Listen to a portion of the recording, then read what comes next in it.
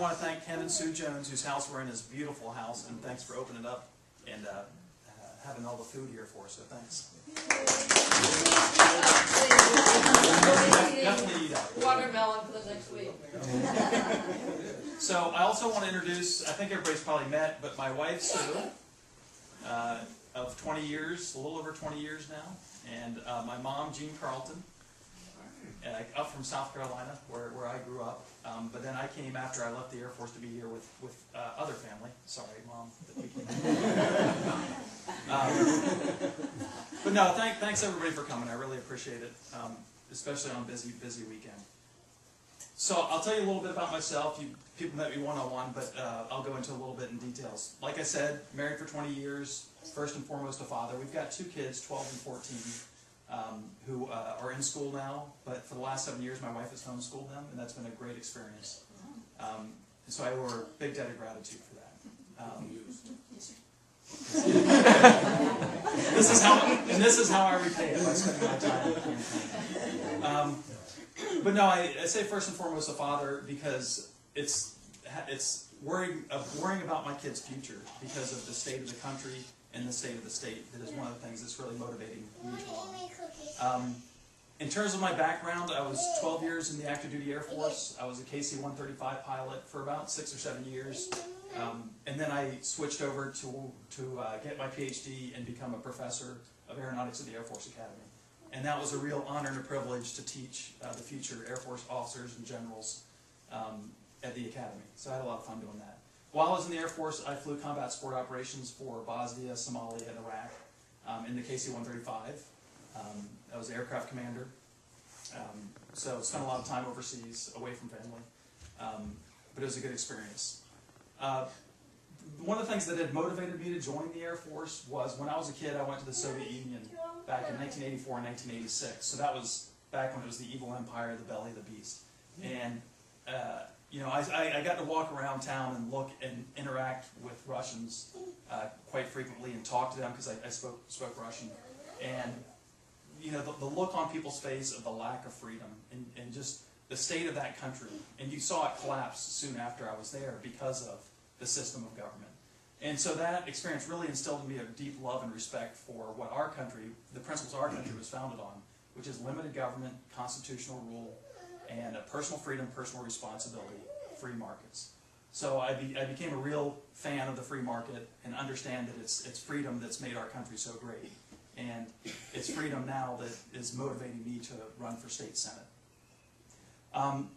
So the other thing I want to talk about is the race, the race for state senate in District 4 here, because we're going to win this race. And the reason why we're going to win is we have the right message for the right time.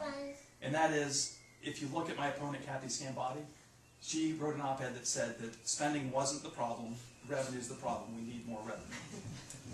So I did a little bit of analysis on that, and if you look per person in New Hampshire, we spend about $8,000. Per person on the federal level, we spend $12,000. Of course, about 40% of that is borrowed from the Chinese and from the Japanese and people overseas. So that's $20,000 per person. So for our family of 4, the government's spending on our behalf $80,000. And you can't spend this much money, the government can't spend this much money without some serious consequences to the economy. And that's the state of affairs that we're in today. The government has grown so large that it's crippling the economy. And the answer to fix the economy is not to spend more, it's to spend less. And that's the fundamental argument, the fundamental debate that I and Sgambati have against each other.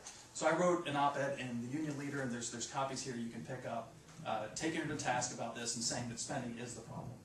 And Bill already asked me some questions about how do you cut spending, and I think we do need to cut spending. And we talked about some of those ways are the state can buy their power competitively off the New England power pool, rather than just going to PSNH and paying the going rates. We could save about up to 20% on electricity that way. We could do school choice initiatives, either tax credits or tax vouchers, or tax credits or vouchers to enable people to put their kids in private school if their school's not working for them. Those vouchers are usually partial vouchers, and so the cost per pupil is a lot lower than the public school cost. The Hosea Bartlett Center did a study on this and says we can save about $32 million doing this. Plus, other states have done it, and they see a big improvement in quality.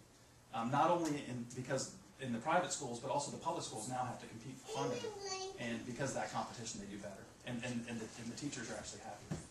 They have more empowerment. We also need to, in terms of education, we need to continue to protect parental rights and parental freedoms that come with homeschooling and other parental freedoms as well. There's one other one. Can't think of it. Anyway, so there's a lot we can do to decrease cost, decrease spending, but actually improve delivery of services. So I hope I can get your support and I can get your help, because we have to take the government back towards a more fiscally responsible government. And this District 4, is the key to doing that. Right now, the Republicans hold 10 seats. If we can swing 2 or 3, we can take back majority status. And this seat is the most Republican district not currently held by a Republican.